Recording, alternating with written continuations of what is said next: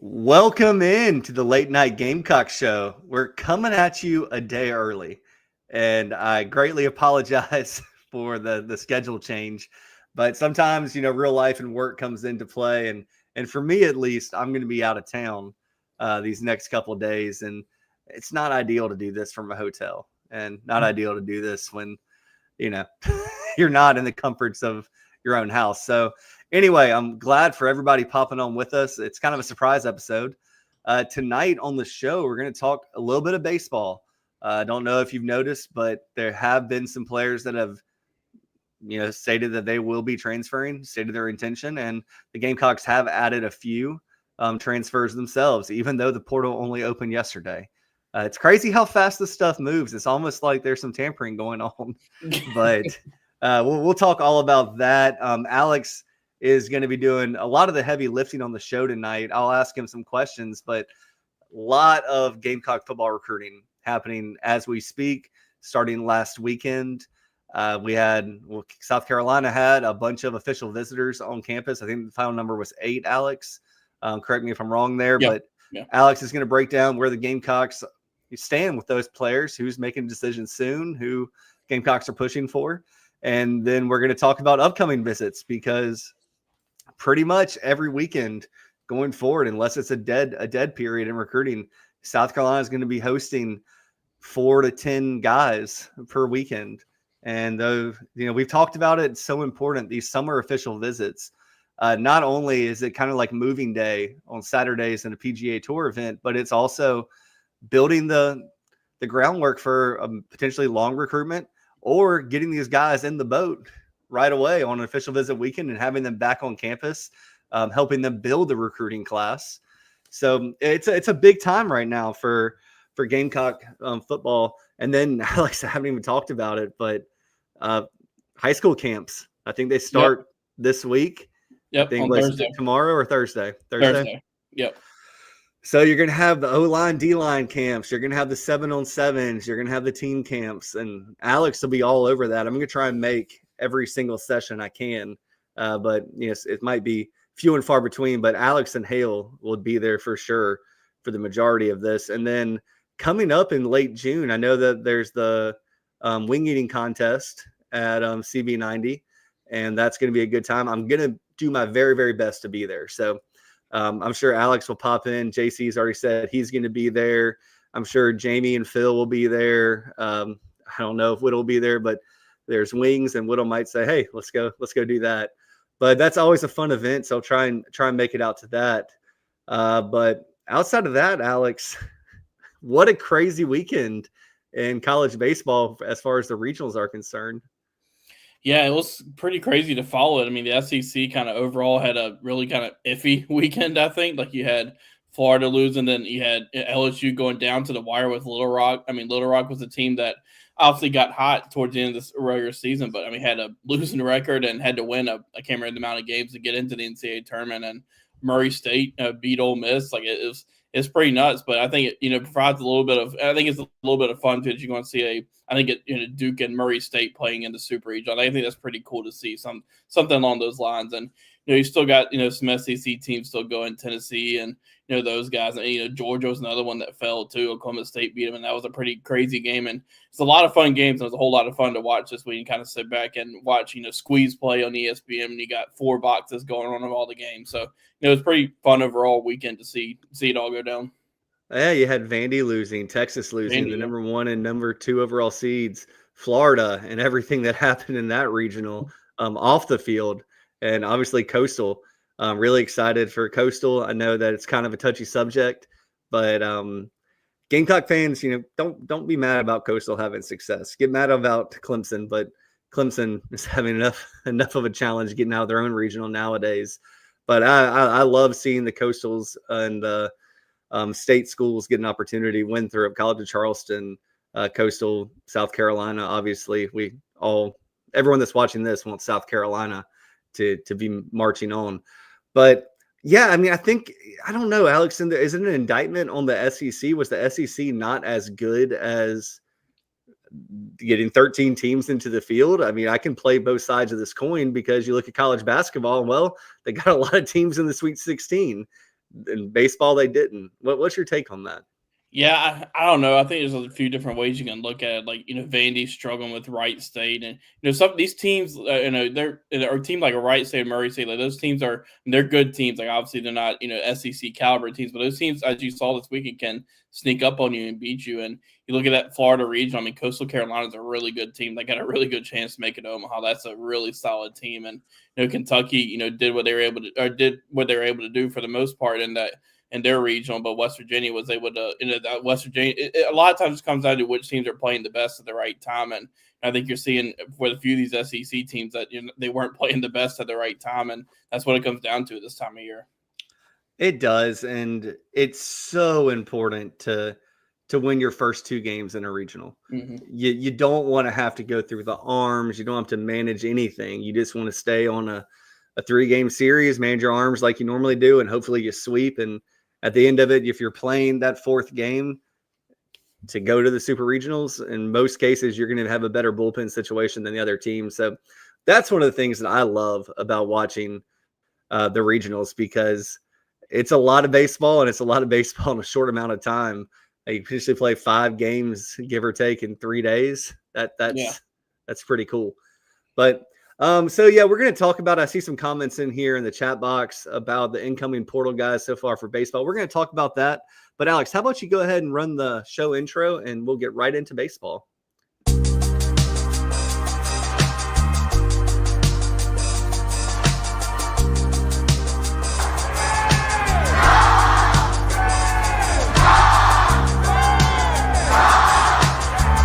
Welcome to the Late Night Gamecock Show from Chief Sports, South Carolina. Here are your hosts, Matt Anderson and Alex Jones of thebigspur.com. Yeah, again, just want to thank everyone for joining us tonight. Again, it is a Tuesday. Next week, we'll get back to our regularly scheduled Wednesday programming. But talking about baseball, Alex, I haven't looked at this in the last hour. I had to do dinner and all that with the fam. But I think South Carolina has 3 transfers incoming that have already committed, and their names out there in public. We'll start with Logan Sutter, defensive end, designated hitter and first baseman from Purdue. Probably going to be a DH for South Carolina. Hit for 15 homers last year. Batted .367 at Purdue in the Big Ten, 62 RBIs. A 1.18 OPS. He's got power and patience at the plate. And to be a DH, that's what South Carolina sorely missed this past year. Just having a guy that can come up and produce runs, not just get on base by any means necessary, but if your only job is to hit, you got to be a hitter. You can't hit under 200 and be a DH, or 220 and be a DH. So big, strong kid. He might spell Bo Hollins at first base a little bit next year. Maybe played some of those midweek games, but Bo Holland's so good defensively. I don't think you want to take him off of first if you can avoid it. But and Bo Hollins is a kid that I think is going to make really big strides next year and compete for all SEC. So getting Logan Sutter in there, first baseman, DH, power, hits for extra bases. Only had 36 walks against 37 strikeouts this season. So pretty good numbers there. Then you have Josh Grigori, right-handed pitcher from Louisiana Monroe. One thing the Gamecocks sorely lacked this season was getting through innings 6, 7, 8, and 9. And this is a kid who had a 2.3 ERA over 34 innings. Went 3-2 win-loss record on the year with 40 strikeouts and 18 walks in 23 appearances. So anytime you see 40 strikeouts and 34 innings pitched, that's a huge number. But the bigger number is opponents only hit 197 against him. Now, you're talking Louisiana Monroe to the SEC. How does that translate? I can't tell you right now. We're going to have to wait for Whittle to go out there and see fall baseball and, get his reports from, the people inside the program that talk to him and see what he looks like. But just like Alex said, you have Wright State, Murray State, UTSA. That's not a far cry from Louisiana Monroe, and those teams are in the super. So it's all about just finding the right matchups out of the bullpen and having a right-handed pitcher that can get outs and make people swing and miss. A real big deal. And then the last guy is one that I think has the most intrigue, Alex. It's Cullen Horowitz, the right-handed pitcher from Sanford. was a position player, kind of switched to pitching this year, has pitched as high as 99 miles per hour. But let's talk about him really quick, because I don't want everyone to get too excited because we don't know. But moved to a pitcher in 2025, 8.71 ERA in 12 appearances, and pitched 10 1/3 innings. He struck out 20. It's pretty good. 20 and 10 1/3 innings. Walked 9, but also allowed a 295 batting average. So probably a kid that's going to need to get some polish to him. Probably a kid that's going to need to get acclimated to the SEC, but he's a multi-year guy. I believe he has a couple years of eligibility at South Carolina. But in talking to some folks, it is a project that you want to take on. Anytime you can get a guy throwing 99 from the right side of the pitching mound and just overpowering pitchers is huge. And I mean, I know that anytime I do something, the first year I kind of suck at it. The second year I get better. Yeah. The third year I get better. So he's only going to get better. And he might be situational, but he's a guy that don't be surprised if he gets drafted just based on his potential, because he is young and he can throw the PISS out of a baseball. I saw the Ricky Vaughn Wild Things comparisons. I don't think that Cullen's ever been in the state penitentiary, but just crazy to think about a guy that just has that type of velocity who's only pitched for a year. Yeah, I mean, the biggest thing for him would just be, as you kind of mentioned, having a whole kind of off season, I guess, to kind of, solely focus on the pitching aspect of it. But I mean, it's obviously there, being that you top that at 99 miles an hour. Like, I think it's all just kind of putting it together in the offseason will be key for him. But that's something, 99 miles an hour. South Carolina really hadn't had that in maybe a few years. Didn't have it this past year, and that's something that you need in the SEC. You need the velocity. I mean, you watch Tennessee pitchers, you go watch Florida pitchers. Like, everybody has velocity, and they had a little bit of that this year. But this guy will bring a little bit more of that. But the key would just be kind of honing in on it and controlling it. And but I think having a year under his belt doing that at Sanford is going to help him this year. And it's just key to big off season for him. And just kind of with the rest of these guys, Sutter is really intriguing. Like, I think you mentioned with him and Bo Hollins at first base. Like, obviously Hollins is going to be you have to imagine the first baseman with how well he played this year. But you could definitely see Sutter in that DH role and bring some power to the team. That's another thing they kind of struggled with this year was outside of really Petrie, for the most part, there wasn't a whole lot of power on the team. And then Petrie's numbers kind of are down a little bit because teams just weren't pitching to him. So that's something that being playing in Founders Park, you need hit guys that can hit home runs like that and hit for power like that, and that's something they were missing this year. So you can see so far, with the three guys they're bringing in, it's kind of filling some needs that they do need. But obviously, as we talked about last week with Will, they're going to need a whole lot more in the offseason to fill all the different holes that they're going to have. Yeah, and speaking of the holes that they're going to have, I'm going to run through the folks that have already stated their intentions to leave the program. I'm going to give a quick overview. I'll give my take on it. Then after I get done, we'll let Alex chime in on the guys he wants to talk about.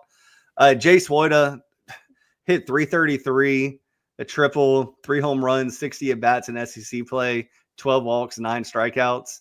He's a big kid that I thought could be a double-digit home run hitter next year.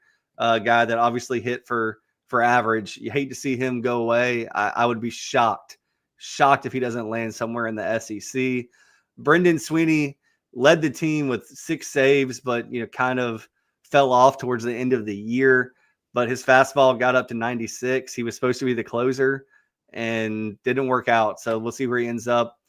Tyler Pitzer, he was a freshman standout. Went 4-0, but his numbers 4-0 as a freshman. And then he kind of struggled this past season. Nolan Naraki, he was a transfer from Clemson, played second base. The coaching staff was really excited about him.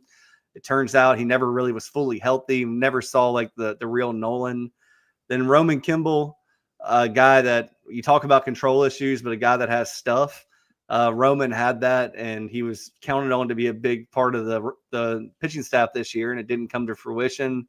Max Kaufer, a backup catcher, appeared in 24 games, started 11. You have Tyler June, a utility. He redshirted his first year, saw no action this year. The big one, I think, that kind of hurts, but it doesn't hurt that much, is Eli Jersenbeck. He has entered the transfer portal. I think that most people thought coming into the season this would be his last year at South Carolina regardless. But with injuries and everything, you thought you were going to lose him to the MLB draft. You didn't think that he'd be playing college baseball next year. And not having him on the staff is going to hurt this upcoming season, especially if you see him in the SEC at a Vanderbilt or a Florida or a Tennessee and Mississippi. I'm just spitballing. I don't know where he's going, but that's a really good arm in whatever role he takes on next. Caden Gaskin, I mean, he hit 276 with a double and home run, 7 RBIs and 6 starts. I thought he was a guy that could steal a lot of bases this year for South Carolina. I thought he'd get hit for average, and 276 is nothing to sneeze at. So he's moving on. Ryder Garino, a freshman with a mid-90s fastball, he's headed out the door. He was a piece that I know Jamie Bradford was high on. Then you have Wyatt Evans. He transferred from Tennessee. I think he was kind of a guy, let's see what we can get out of him. He didn't make an appearance this year, I don't believe. Eddie Copper was a kid that Palmineri kind of threw under the bus during the season to a certain extent, and he was pretty good as a freshman, especially in those midweek games. He's headed out the door. Ryan Bakes, another guy that I know that Whittle really liked. He didn't really prove it on the field this year, but didn't have chances, and when he had opportunities, they weren't always the best opportunities to show what he could do. And then last but not least was my favorite player on the team last year, Will Tippett. I wish the best for Will. He showed flashes in his time for South Carolina and had some big hits and big home runs. He had a pretty decent glove, but never really put it all together. So wish Will the best. So Alex, out of that, that's 1, 2, 3, 4, 5, 6, 7, 8, 9, 10, 11, 12, 13, 14 players that have entered the transfer portal. And knowing that Ethan Petrie is not going to be back next year, he's going to be probably a first-round draft pick. Nathan Hall is not going to be back. He's probably going to be a top 5, 6 round draft pick. You're kind of looking at the roster and saying, well, 13 out, 15 with the MLB draft guys. And then, there are some draft risk in the baseball recruiting class, both from the JUCO level and the high school level. And you've only brought in 3 guys. So we'll see how it all shakes out. Well, I'm going to get your take on the outgoing transfers, though, Alex, before we move on too far. Yeah, I think so far what stands out is the pitching losses. Like one of the ones that really got my attention when he announced he was entering the portal was Tyler Pitzer. Like I thought his freshman season 2 years ago, he was really good, and I was expecting big things from him, and like just never seemed to click this year. Whatever led to that, but I thought he has this year, but it's a little bit up and down. But I think he's gonna be one. They've got a few pitchers. You throw in Tyler Pitzer in this this year as well, but some of these pitchers that they're losing, it's going to be interesting to see which teams are coming after. I think they're going to have a lot of interest in the transfer portal. Specifically, I'm interested to see where Pitzer ends up because I think, like I said, I thought he was really good and it just never seemed to fully click this year, and I'm not sure what led to that, but I'm interested to see where those pitchers end up and the position players as well. But some of these pitchers that they've lost so far were ones that you thought had a lot of potential that could help them this past season. That's the big thing for me is I want to see what these pitchers do next year and in their career, because it's been well documented that South Carolina did not take advantage of the Maven pitching lab. They didn't take advantage of TrackMan. They really didn't do a lot of strength and conditioning once the season started, not even that much in the off season. So I know there are going to be a lot of Gamecock fans pretty PO'd if Tyler Pitzer goes to an SEC team or Eli goes to an SEC team or Brendan Sweeney goes and all of a sudden it clicks.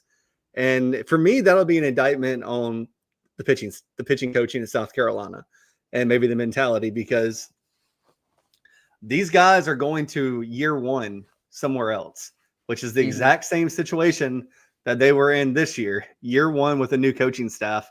So I think that a lot of the questions that Gamecock fans have about this year's rotation, the relievers, the pitching staff as a whole, is going to be answered next year, seeing what these guys do. Because if these guys go somewhere else and they're afterthoughts, then it becomes, well, South Carolina was throwing out who they had and they just weren't good enough. And then you trust what Palmineri says.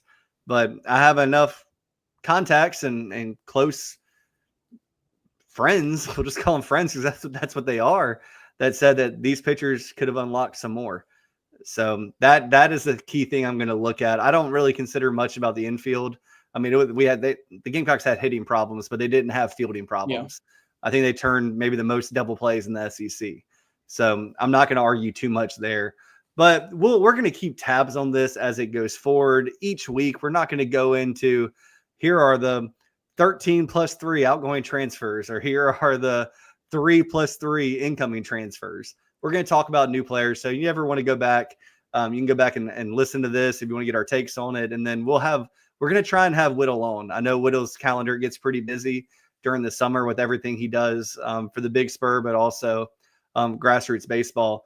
But we'll try and have Whittle back on to go through the recruiting class, the transfers, and what he's expecting out of these guys and what their roles might be. And if you're not a member of the Big Spur, go ahead and join, because if you love baseball, Whittle has so much content that's going to be coming out, in the next couple of weeks about baseball, projecting, looking at the lineup, rotation players, all of that. And then so many of these Gamecock players are going to be playing in summer ball this upcoming summer. And I know that Bo Hollins and Scobie are going to be playing for the Lexington Blowfish. So if you're in the Columbia area, or the Lexington Blowfish are coming to a summer program, a summer team near you, go out and support the guys. I know I'm going to do that when they come to play the Florence Flamingos, but it's so much fun to watch these college kids go and play in summer, where it's just loose and it's working on things and playing with guys they haven't played with. And you see the camaraderie and the fun they're having. And it's not Savannah Bananas or Clemson baseball doing dances, but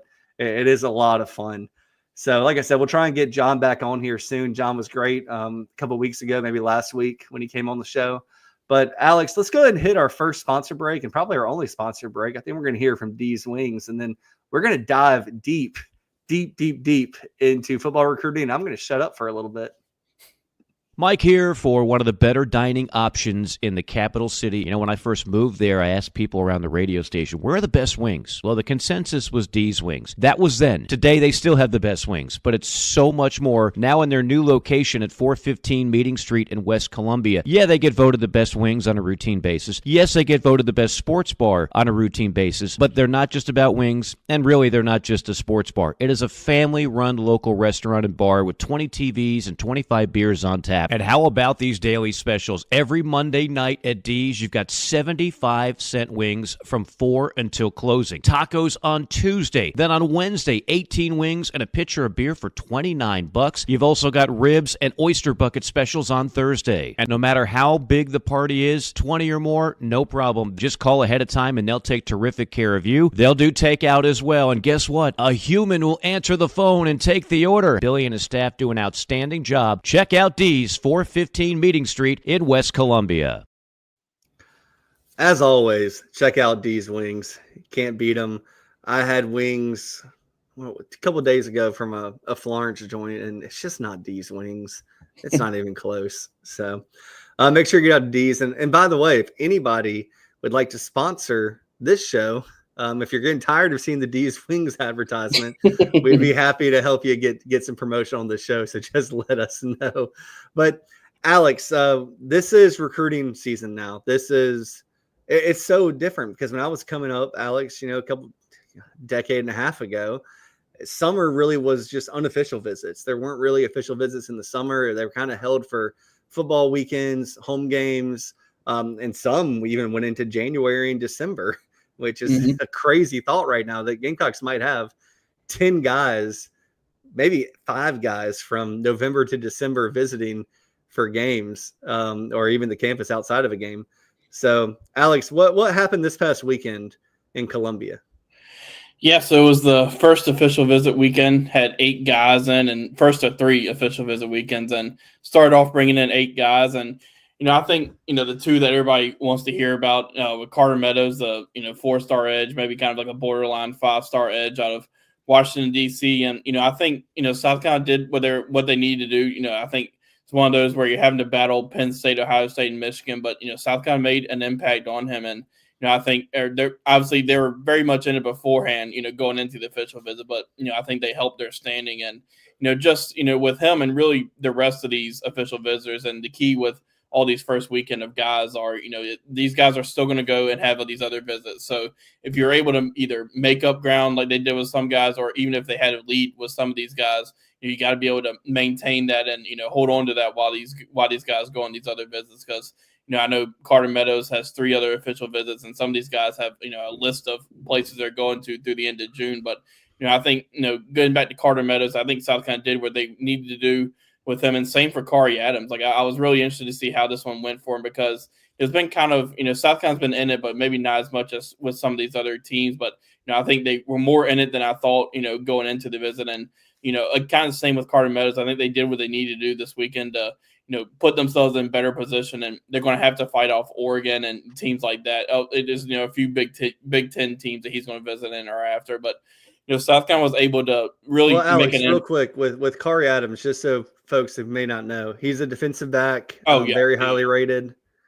Yeah, sorry. He's, 24/7 Sports has him as the number 36 overall player in the country and number 3 cornerback. And, he's one, obviously based on that, one of the top cornerbacks in the country. But, what was interesting was about his official visit was he actually left on Saturday night to go up to, Baltimore, or the Baltimore Under Armour camp. And I think he showed out and was named one of the top players, or one of the MVPs of the camp. So really good player that South Carolina made an impact on this weekend. And he's going to Michigan next weekend, going to Notre Dame the 13th, and Oregon on June 20th. So, kind of the same thing as I mentioned was the key with, those 2 guys, and really Kari Adams, as well as maintaining what they're able to accomplish so far in this recruitment. But, see what I think with these guys, they're able to take their shot, and they did just that this weekend, and you kind of see where it's going to go from there. Well, I think, and Alex, I think when you talk about these kind of blue chip guys, it really is like, okay, let's get a hat on the table, right? You might just start out by saying, let's get a hat on the table. And your decision comes, we want to be there.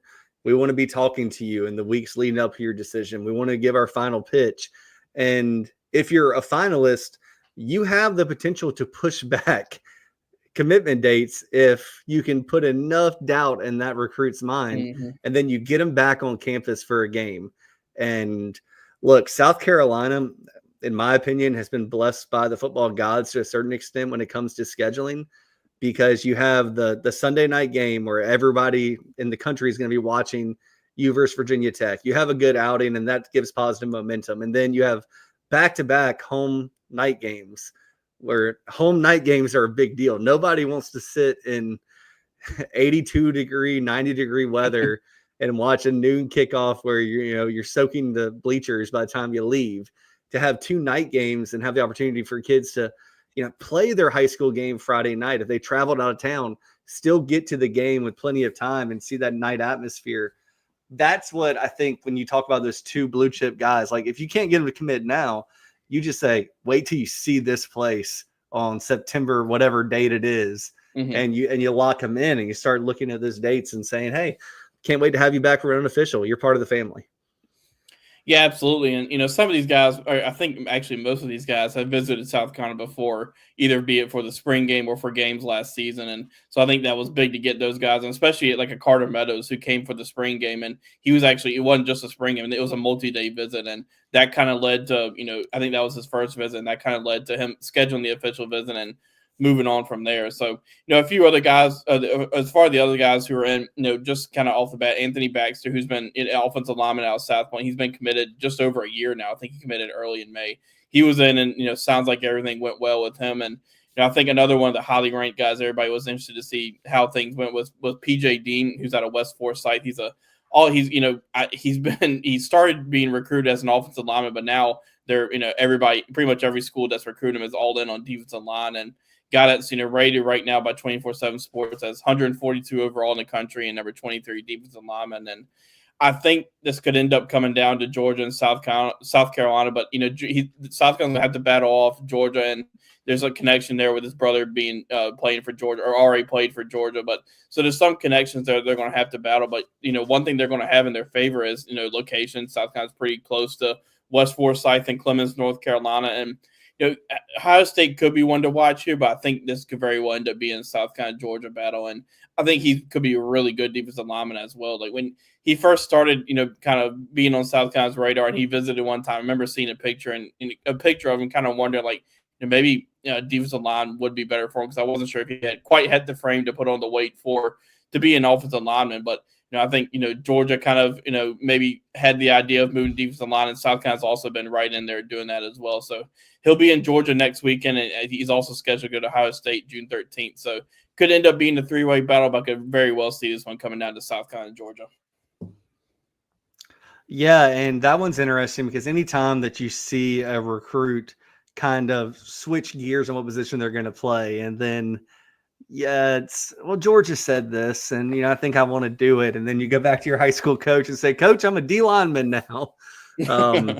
It's always fun. Not to say he might not have been playing both ways. I don't know. I haven't watched this film if he was just playing offensive line, but for so long, Gamecock fans have wanted to be in these big time recruiting battles, and you're seeing it evolve year over year under Shane Beamer. And I know, Alex, you have plenty of more guys to talk about, but just the fact that if you lose to Georgia, you can't be that mad about it, but you got to put your hat in the ring, and then you can circle back to other prospects. I don't want to say lesser prospects, because a lot of times they're not lesser when you get 4 years down the road, but you want to be in the game, and South Carolina's put themselves in the game with those three very, two elite and one top 70 kid in the country. That's big time to have these guys on campus, and seeing other big time guys on campus too.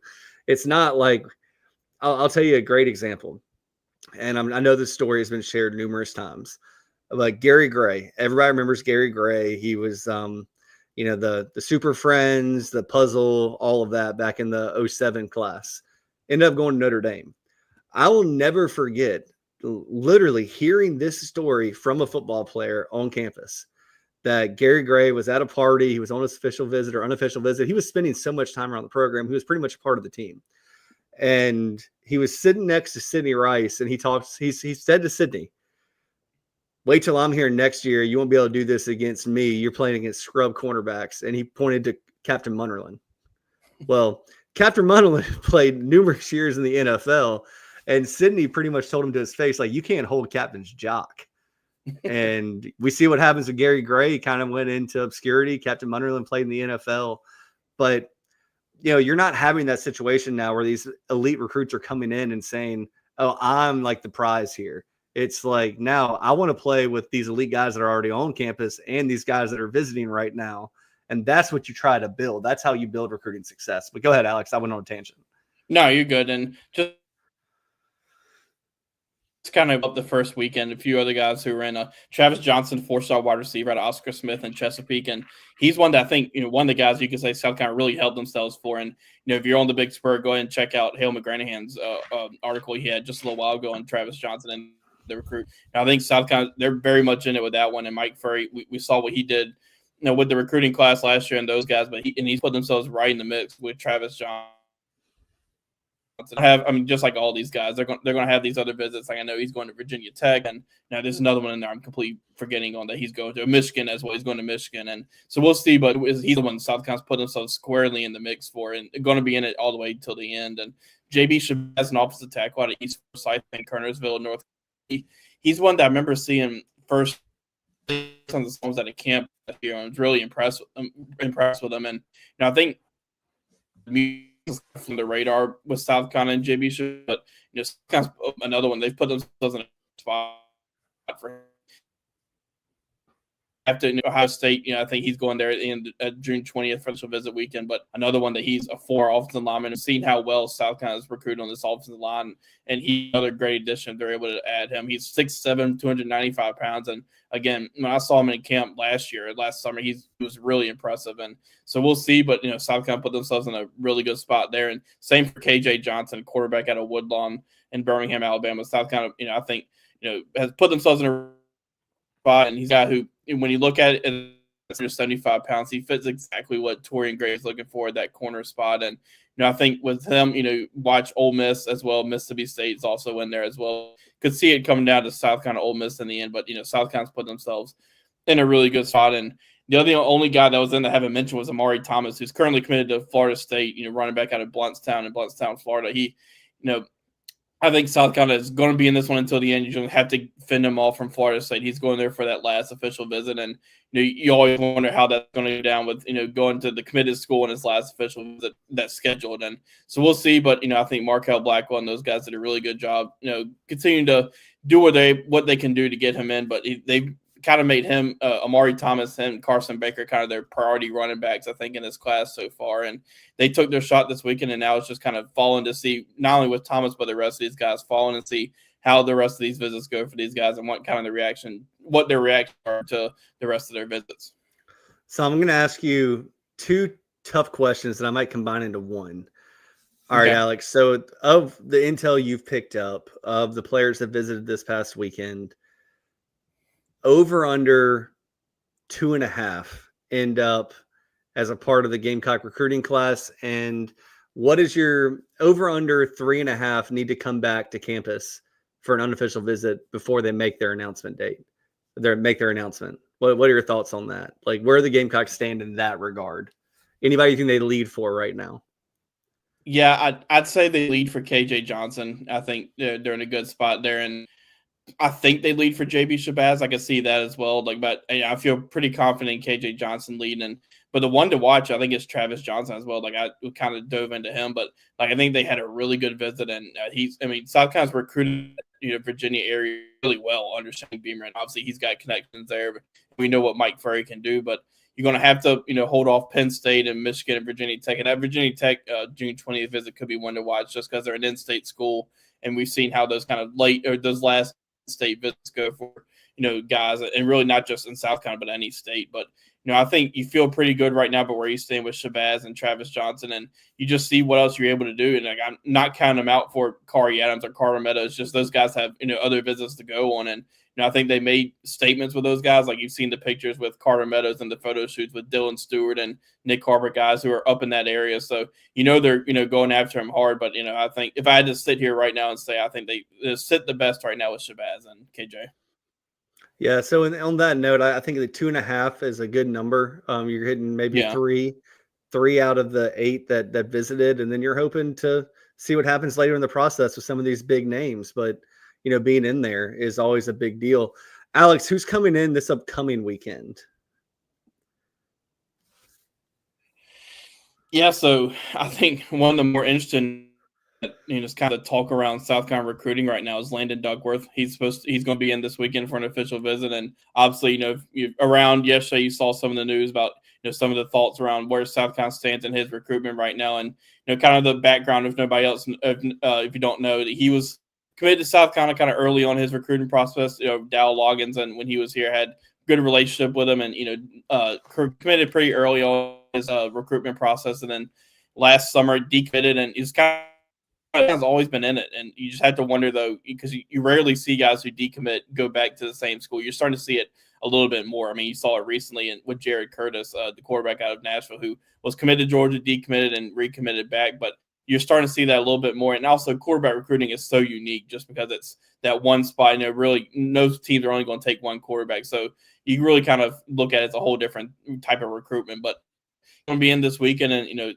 it's where Kai Johnson, they're battling Ole Miss for him right now, and he was at Auburn this past weekend, but I think right now you don't see Auburn may not be too much in this one. I guess could very well come down to South Carolina Ole Miss, but I think South Carolina's got momentum here, and that would be a pretty huge get because he's really good. He's a guy who's ranked right now, I think number 50 overall by 24/7 Sports, number 6 quarterback in the country, and got a 6'3" has elite athleticism and can really throw the ball too. I was looking at his highlights earlier. Like he'd be an awesome pickup for South Carolina. And really, when you look at his composite rankings, which takes in all the different outlets rankings, like most, is pretty agreed upon where he ranked right now. It's the composite has him at number 6 overall, number 51, or number 6 quarterback and number 51 overall. So, South Carolina's able to land him. That'd be a huge get to get him back, committed. I think Mike Shula's done a pretty great job, building that relationship back to see if they're able to. Really, they've stayed in the race with this one, but now it seems like they've got a lot of momentum here. Yeah, it's kind of wild, Alex. Talking about momentum and kid that decommitted coming back into the fold. Look, JC put in a crystal ball for him. If you're not on the Big Spur, I think it's a free thing. You can go look at the recruiting rankings and you can see where the crystal balls are. JC is pretty prudent when it comes to crystal balls. He doesn't throw them around willy nilly. And then Steve Wiltfong, who used to be at 24/7, now he's at 0-3. He followed suit and put in whatever they call 0-3, a prediction for South Carolina. So that's pretty huge when you have two of the giants of the industry saying that this kid is trending to South Carolina. He's about to come on an official visit. Cross your fingers, Gamecock fans. He might come back into the fold, and if he comes back into the fold, I don't see him changing his mind. But there are a couple other guys, Alex. I don't know what the number is. Let's talk about the Twins from North Carolina real quick, because they've already said that they're close to an announcement as well. Right, that's where I was going next. Aiden Harris, both Aiden Harris and Andrew Harris, the twins out of Weddington High School in Matthews, North Carolina. And Aiden Harris's defensive line, he's number 76 overall, and the number defensive lineman, a 4-star guy, a high 4-star guy. And Andrew Harris is going to at the South Carolina recruiting. And I think South Carolina's has been in a great spot, and put themselves in a great spot, and have been in a great spot. And going into this visit, you have to like where they stand. And I think when you think about competition, Ohio State was kind of in this, but I think it could come down to South Carolina, NC State for both of the Twins. But I think they did an incredible job recruiting this one, and South Carolina put themselves in a really good spot heading into this official visit. And it's going to be a big official visit weekend for both of those guys. And another North Carolina defensive lineman that's going to be in, who actually just announced that he's going to make his commitment on July 2nd is Noah Clark, and he's going to be in a 6'4", 330-pound defensive lineman out of C. Jordan in Durham. And South Carolina's been always trying to recently, especially under Shane Beaver, trying to get into North Carolina, and it seems like they have some pretty good shots to get into this, North Carolina, especially with Harris Twins, and then you got Noah Clark coming in this weekend, who 24 of them up one player, number 21 defensive lineman. And same can probably be said for competition. The same with the Harris Twins. Like NC State's going to get the last visit, and I think that could end up being the biggest competition. And they've done really well in North Carolina this cycle too. Obviously, everybody. Rodney Dunham, the 5-star edge out of North Carolina that committed to Notre Dame, so they're going to get an official visit as well as Virginia Tech. But you can see it coming down to North Carolina State, and if South Carolina's able to get the Harris Twins, and specifically Aiden Harris, you're just talking about the defensive line recruiting, but because Andrew Harris is a really good player too, be a nice addition to the linebacker room. But defensive line was a really important recruiting cycle this cycle, and I think they're doing a pretty good job so far. But you're able to get Aiden Harris and Noah Clark. They are able to get them committed. Like that's two, of the top defensive linemen in the country, would be huge recruiting wins for Travian Robinson, and they're going to have their shot this weekend. I agree with you. The two twins, they're pretty adamant they want to play together, and I think pretty much everyone in the country is willing to take them together, but they might want to stay closer to home.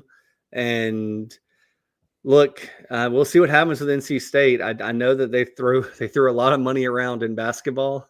Maybe they'll throw some money around in football, but I think South Carolina is in a position to be very, very competitive when it comes to football NIL with anybody in the country. So I don't think it's going to, and I'll put it this way, for any recruit that it's South Carolina and somebody else this upcoming recruiting season, I don't think it's going to be money is the reason they didn't come to South Carolina. If they don't come to South Carolina, it's going to be because they felt better somewhere else, which is kind of a blessing, because the last couple of seasons, there have been kids that have taken bags, and one of them took a bag to go to NC State. One of them took a bag to go to Virginia Tech.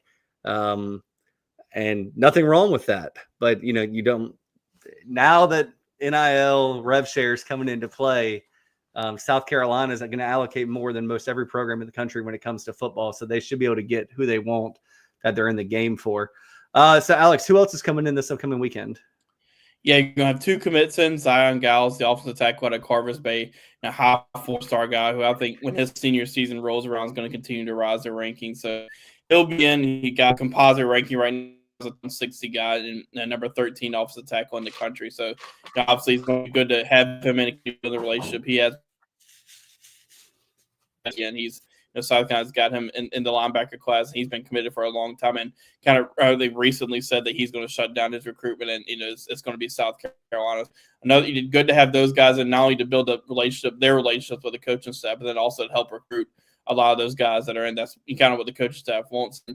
two, I think, kind of under the radar defensive backs that are going to be in are Joel Combe out of Kell in Marietta, Georgia, and Kosi Barnes out of Grimsley in Greensboro, North Carolina. Two guys who really kind of lately have, emerged on the radar for South Carolina, but you see why, like, especially with Kosi Barnes, he's a cornerback at 6'3", 190. Same thing we talked about with KJ Johnson, just really fits that mold for what they're looking for at that spot. And he was just at Rutgers this past weekend, and he'll also, after being at South Carolina this week, he'll be at Louisville in Kentucky. But we've seen, when Torian Gray kind of identifies who he wants in that class in the secondary at those spots, like, seems like he has a pretty high hit rate. And he's identified Kosi Barnes, and he's had him evaluate him, and he's going to be tuned to kind of continue to build that relationship, and we'll see what he's able to do. And based on the one that he's kind of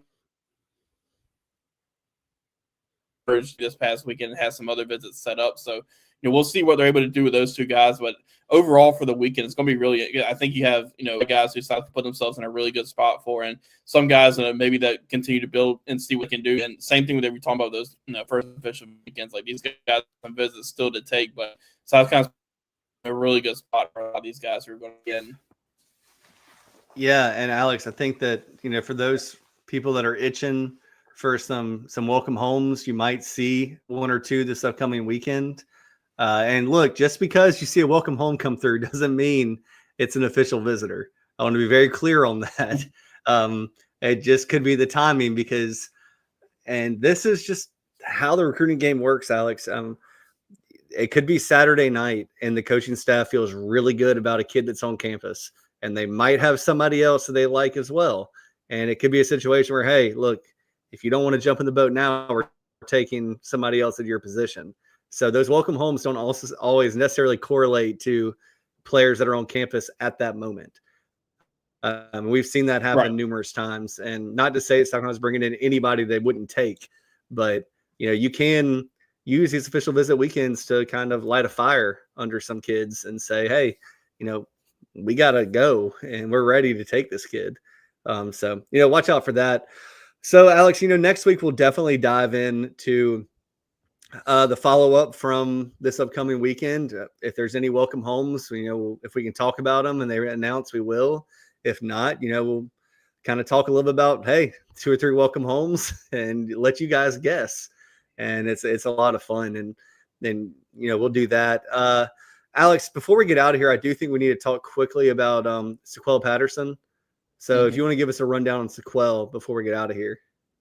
Yeah, announced, obviously, athlete out of Indian Land High School up in that Rock Hill area, announced, I think it was on Sunday, announced that he was going to reclassify to the 2026 class. And as it got, obviously, with how, key this stretch is for 2026 recruits, that's really kind of expediting his recruiting process. And, I mentioned to see, how much longer the recruitment lasts, going in, because obviously he's going to probably take some visits, some official visits. But, I know you and I both saw him at camp last year. It's just a talented, gifted, he can play both sides. Really, South Carolina's recruiting him as a wide receiver, and they put themselves in a good Mike Furry, and they put themselves in a good spot for Sequel Patterson. So we'll see kind of how the recruitment keeps shape now. I think keep an eye on Tennessee, maybe like a Michigan or a Georgia, for his recruitment. But South Carolina, since they offered him last, I think it was middle of the summer they offered him. They've done a really good job in this recruitment, and it's going to be interesting to see what visits he ends up taking, how long the recruitment process continues on. But that's another guy that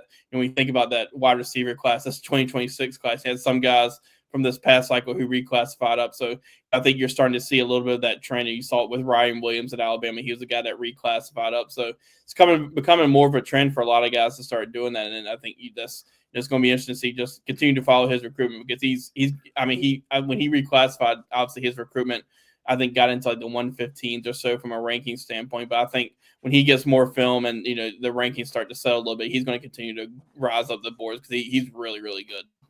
Yeah, he was a top 20 kid in his class. So that's always big. And I'm going to go ahead and tip my cap to myself here. I'm going to pat myself on the back. I'm going to do all the praise for myself, because I said 2 years ago that you're going to start seeing these kids come out early because of NIL, the opportunity to earn money, and you're going to get better in a college program for 1 year than you will your senior year of high school. You just will. And I don't care what position it is. I say quarterbacks would be foolish. If you're a 5-star quarterback and you can go secure a bag and go redshirt for a year, instead of playing high school competition, you're a fool not to do it. And running backs, you have a short shelf life, and there's not much difference between a running back as a junior and running back as a senior, except for strength and, getting acclimated to the college game and, letting the game slow down. Same thing for wide receivers, DBs, especially offensive linemen and defensive linemen, because not only are you accelerating your clock for the NFL draft and, your progression and your progress and the way that you're able to mature and get stronger faster. But you get, after 3 years, you can go to the NFL draft and you're going there a little bit earlier. Yeah, I'm interested to see if this becomes even more of a trend around the country, just as you mentioned, kind of with NIL and all that. Just some of these guys who are highly ranked in classes, are they going to continue to kind of elevate or expedite their recruitment process to get to school earlier and then ultimately get to the NFL or to get those contracts? Yeah, either you're good enough or you're not. It's the same thing that happens in college basketball. It's one of the reasons a lot of these kids leave early is because you're 1 year closer if you're good enough to getting that second contract, which is going to be pretty good. Pretty good. Right. So, Alex, next week, we'll obviously hit on any baseball news that comes out, any softball news. Gamecocks did get a couple kids from the portal, another right-hander that's unnamed at this point. So we'll hit on all of that next week. I kind of want the dust to settle on all of this before, we bring John in here to talk about it all. And then next week, I'm actually really excited. Alex and I have been piddling around with this idea for a couple weeks now. We were going to do it tonight, but it just didn't make sense with all the recruiting news. But, we're going to put together our depth chart and we're going to rank all the starters that we've projected to start from number 1 to 22 on the depth chart, who we think the best player is to the 22nd best player. And they're all good. So that'll be a lot of fun because, we're kind of mixing up offense and defense. And, we can talk about, Alex, your rankings are going to be different than mine. It might be who's going to be most impactful, who's going to be the most fun to watch, who's going to be the biggest draft pick, who has the best pedigree, all those different things. And I cannot wait to see, you and I are going to come together and make our own top 22.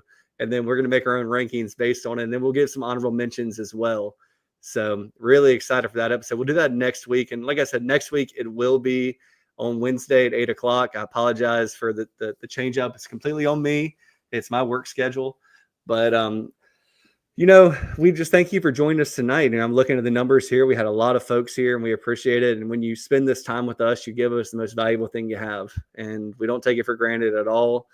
We thank you for spending your time with us, especially late at night. And we hope that you all have a great rest of the week.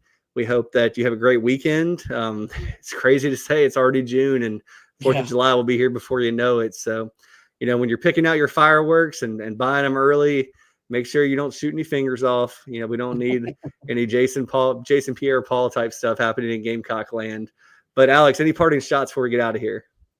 No, it's a fun episode. I think we kind of got all of it together, and recruiting's really starting to heat up. We got this past weekend, and these official visits are going to keep on rolling on. And camp season starts on Thursday, and 2 camps this week, and then it's on from there. And before you know it, it's going to be football season.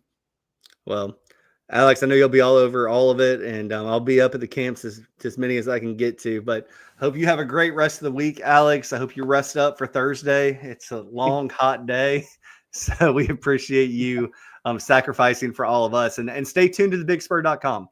So much information. Alex usually has Alex and Hale, and if I'm there, we have a live thread going of what we're noticing, what we're seeing, and don't miss that thread. It's really good because not only are you hearing Alex, Hale, and my takes on players, but we're also going to tell you who the coaches are talking to, who the coaches are noticing, who the coaches have pulled to the side. So these camps, you get so much information, and it's really awesome. And you'll have player interviews as well. So, Alex, be safe the rest of the week. Have fun at camp, and we'll talk to everybody on Wednesday. See you, everyone. Bye.